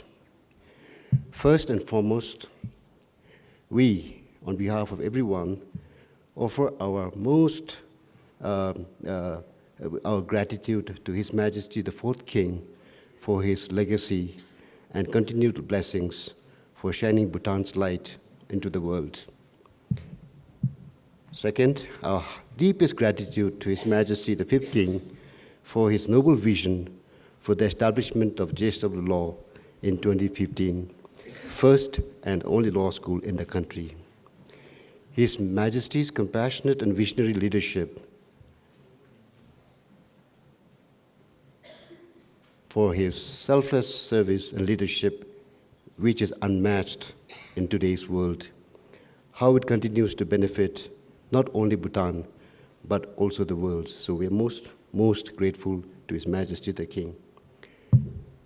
Coming to the main point, to my beloved brother and a living Bodhisattva, Kailash-ji and Madam Sumida, lovingly referred to as Mother, for accepting the invitation and to do us the honor of launching the JSW Law Talk series today. Her Royal Highness Princess Sonam Dichin Wangchuk, for envisioning the talk series and inviting Nobel Peace Laureate, Mr. Kailash Satyarthi, and for the invaluable guidance. Then, of course, our Honorable Prime Minister, who couldn't be here today, Lunchen Dashu Tsering Topke, and the Office of the Prime Minister and the Cabinet for their kind support. Tsering Tashi, writer and scholar, for his invaluable support. Bhutan Echoes and Tsering Kendon Namda for his kind support. Druk Events for their support. And all media, in particular BBS, for agreeing to help us broadcast live this session, also broadcasted in the later days for coverage of the wider audience. Then, of course, I cannot but thank the wider audience and participants for taking time to be here with this morning, all government dignitaries from the different agencies who supported us, JSW Law staff and students, and my dear colleagues who worked behind the scenes invariably to make this event a success. Lastly, may loving kindness and compassion in each one of us be ignited by today's talk by Kailash-ji, and especially for all the children in Bhutan and across the world. Thank you.